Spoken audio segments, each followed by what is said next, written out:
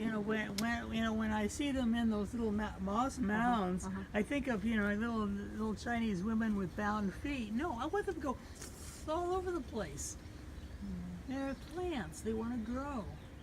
Because I mean, like that big one at the back. Yeah, it's just... that gets just covered with white flowers. Really? Yeah. I'm not even, I assume there's nothing in the pot by now because the guy, I got it. It already had been in that pot probably for years, and I'm sure the mix was broken down. But look at the outside. I mean, I couldn't take it out of that pot if I, without damaging roots. So I just let it go. Let it do what it wants. Well, vandas like their roots exposed to the air. That's the way they grow in nature. And if we can keep them wet enough, that's the biggest challenge, of course, is water. What is your secret with dendrobiums? I can see that you have a bunch of them, right? Well, that's just ones which are not my friends at all. Dendrobium is such an enormous genus that each one you have to look at, how does it grow in nature, warm, cool. This one is this one was doing really well, and now it's doing less well, but it looks like it's coming back. Is it radicans? So who is this one? This one, Thyrsophlorum, and it's so this one is perfectly happy outside. Yeah. The ones that are here, are that these are the nobiles. You can see they're just now putting out leaves. They already did the flowers. These are the ones that need to stay dry in the winter. Nobile? No, yes, but not completely dry. You will hear people say no water from Halloween to Valentine's Day, to which I say, baloney. I have killed quite a few that trying to follow that advice. I give them a little water because where they come from, yes, they don't get rained on, but they also don't get 5% humidity and 90-degree Santa Ana winds. Yeah. When that happens, you have to give them a little bit of water, but a lot less than during the summer when you. Yeah. So that's one of the other things you experience. You get advice, and some of it's good and some of it's not so good.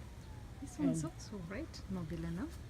This is the nobile type, the nobile hybrid, and I've had that thing for many years. Actually, I have two pieces of it. That one, and I've got another one down there. It's they originally were the same plant.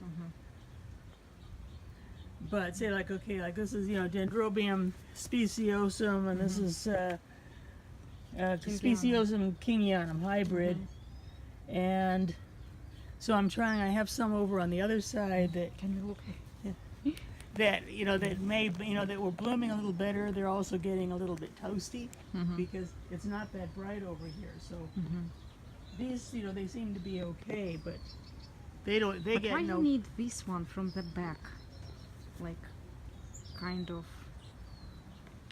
like this one? Why you need to?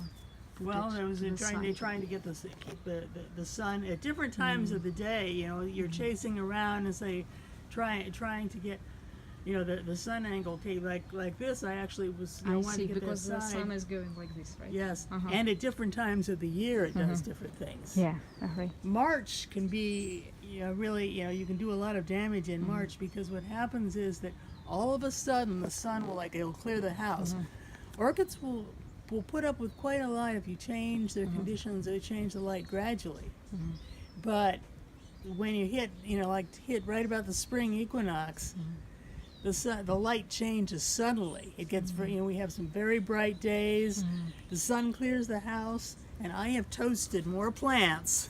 Same for me. And actually I think last year that I really had to. I kind of.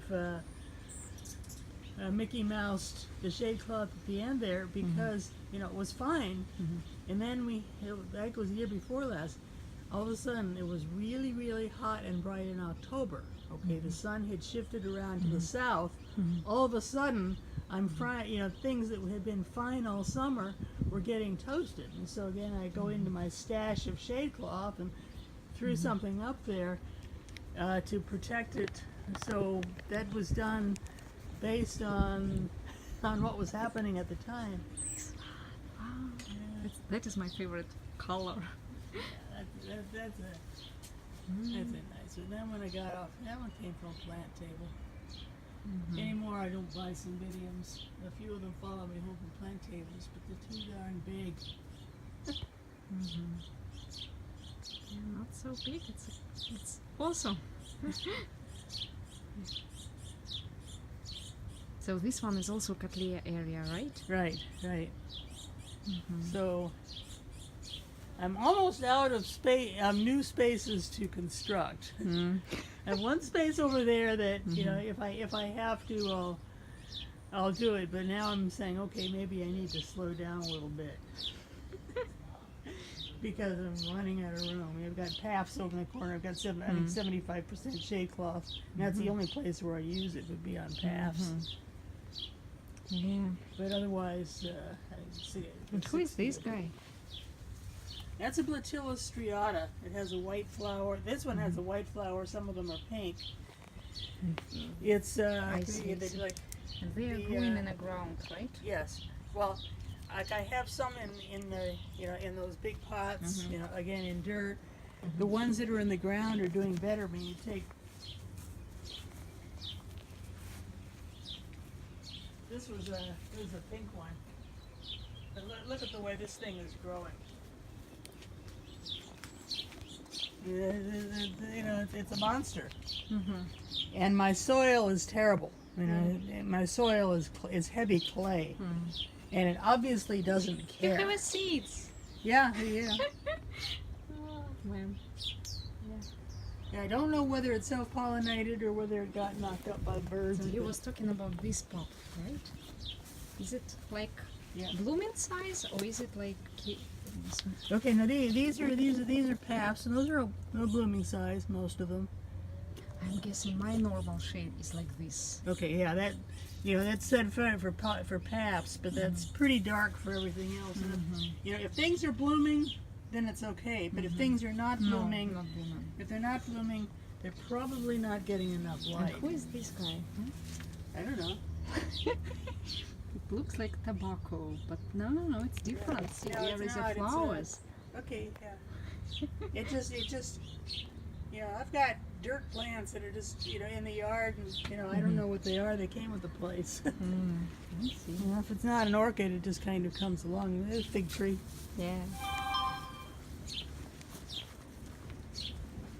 But this is, I've got a little Epidendrum paniculatum. It was almost not doing well, but it looks like it's coming back. My problem is with Dendrobium, I just having a kikis, just bunch of kikis. I don't want. What's wrong? On which kind of it? Because I'd Nobile. Oh, Nobile. Okay, Nobile. If you water too much in the winter, and if you fertilize too much in the winter, you'll get kikis instead of flowers. So it does, although like I said, they need a little bit of water. They don't need very much. And so if you're getting kikis, make sure, and after about August or September, don't fertilize at all. The Nobiles really kind of want to go to sleep. Otherwise, you're going to get kikis. And for Nobile, from what time you are not watering it? Now, I start when it starts to cool off, because, anymore I don't know what month that is. This last year it was December, but I say like by about November I'm cutting back on the water. I don't cut it out, but I am definitely reducing the water by November, and keeping it reduced until it starts to put out new growth and flowers in, say, like the end of January. And where is this swap meeting location? There? The swap meet? It's at Golden West College on Saturday and Sunday. They have, they sell, it's a flea market. And like I said, it's like row D. It's like sort of near the edge, and this guy has this big sign that says canopy parts or something like that, or swap meet supplies. But that's okay. Golden West College is like Edinger and Golden West. If you have one closer, they may very well have it too. That's where I've gone because I know that he has it. We're looking around. I'm just looking. There is perlite. There is regular gravel, right? Yeah. Well, that's perlite. And what's happened is that most of the bark, some of it has fallen out. So I just perlite. With the smaller bark I use perlite. With the large bark I don't bother because it doesn't really mix in anyway. Because you look at this guy, okay, it was in a pot, it was growing out the edge of the pot, so I dropped it in the basket, and now look what it's doing. It's very good. It's happy. Yeah. My point is also my plants prefer to go from the pot. Yeah. Not sure Yeah, why. they don't like to be in a pot. No. Okay, they don't want to be in a pot. I've done things like, look at okay, when this I... one, look at this one, wow. Ooh, Oh, I hadn't even seen that one. yeah. I think who this is. It's like grapes. Yeah. Seems Devon like Railway. Okay, that's it's a neat flower. 1, 2, 3. Yeah, yeah, and this Cymbidium is really pretty late, Yeah. and it's kind of going up. I didn't even see that one, but yeah. But for that one, can you explain me? Okay, you saw, you recognize that you will have a box, and how you should add sticks and make Okay. it like. Okay, these are pendulous. That's the nature of it. They will not go up. They're not supposed to go up. They're supposed to be like that one. It's it hangs. That's what I they do see. naturally, and so you just leave them. If you have things that if the ones that look like they want to go vertically, then you stake them. And so usually, in the past, I've started, seeing growth and started staking, say, in September and October. This year, I wasn't staking until December because there was nothing to stake. And when you have something this big, you have to get it big enough to tie. But when you are adding like this kind of stuff, you can damage the roots, right? No. Yeah, you could, you can. So I'm what I scared do, a little bit. yeah, but they have, most of them have so many roots that if you lose a few. It's if when you take it out of the pot, it's usually a solid mass of roots. So you put it near the edge of the pot. If you lose a few, it's probably not going to hurt the plant I any. need to know which one is going up and I will put it on the ground, right? And which will go down. In this case, I will hang them, right? Yeah, right. And I think you just have to watch because you can see what this one is doing. This one got going the wrong way. When this. Being careful not, there's the slightest bit of pressure there because it was up against this, but the slightest bit of pressure, it'll probably turn itself around and go down. Let's see. But that's just the parents of from the breeding. And what about like this one? Are you using? I saw a few of them, but where it's better to buy them? That one I think I bought. I saw it someplace and I bought it. Again, Is it from India? No, because from India I guess it's too expensive. No? Well, sometimes you find them at shows. I see. Okay. The other thing you can do is, if you have a landscape guy, if you're a gardener, like mine, when I discovered that I got like my little totem pole that somebody had given me that was doing so well, I asked my gardener, if you ever have to cut down a tree fern, save it for me.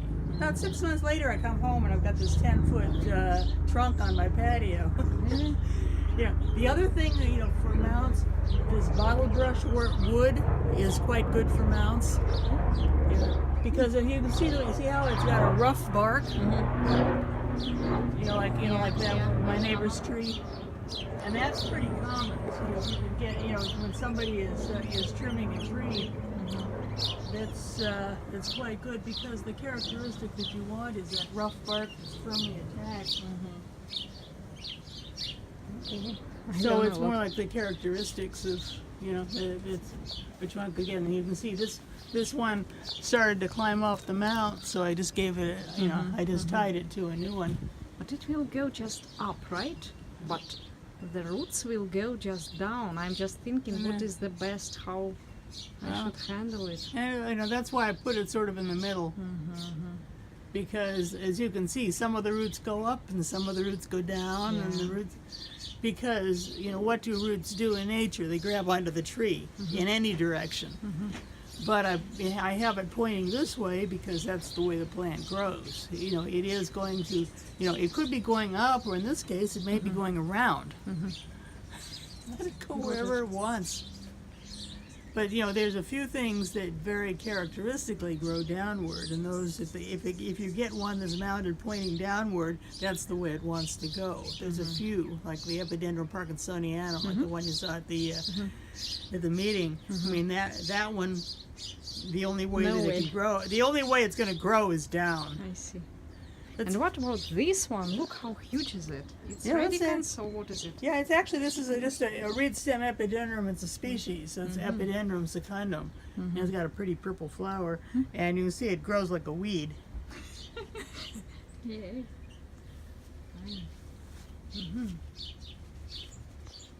But it's just, it looks just like a, it is a reed stem epidendrum. So. Oh, you have got to see them, And right? this is it's a Schomburgkia bilaelia, and the flowers look like the bugs got to them. But it's fine. I finally may have a chance to see what it looks like, because that was a 750 special that I've had probably for 8 years, and it's finally blooming. But it's not blooming very well, so I may need yet another year before it. What is the secrets with catasetums? Okay, those are that one isn't. That one is. Yeah, this one kind of looks like catasetum, but it's not. It's something punctatum.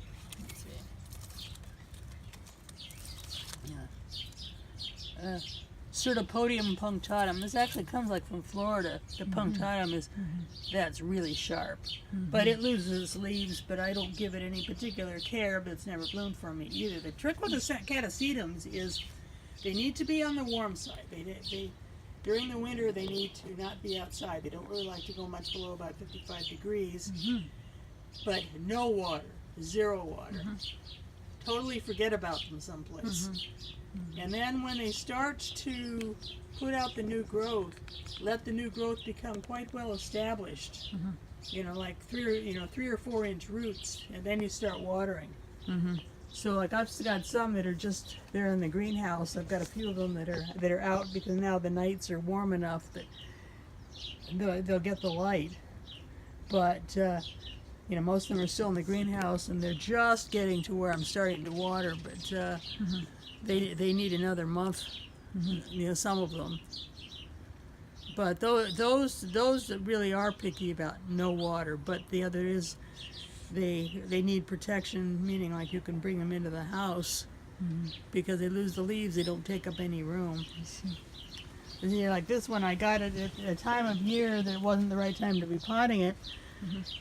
But it was looking like it wanted to climb out of the pot, so I just took the pot that it was in, threw it in a basket, and if the back part died, the back part will eventually die, but by that time it will have made itself at home in the basket. Yeah. Cool. Got it. I have several baskets, but I have no clue what I should do with this one. They are so huge. Right now I know. Okay, now you know what to do with them. You use them to put something in, because you see the greenhouse, and I also have something for you.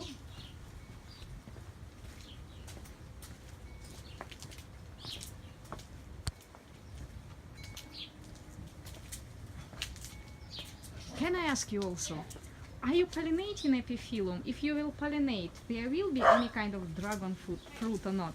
That's not dragon fruit. Uh-huh. That's an epiphyllum. Epiphyllum. Uh-huh. Yeah. I see. And they just, I don't think they pollinate particularly. They just make big flowers. The flowers last a day and then they're Yeah, gone, yeah. but they're really pretty. Yeah, I was very sad about this one. You know, I got it at Andy's, and it's Catalan Maxima, and he says cool, intermediate, warm, but, I asked him, where do you grow it?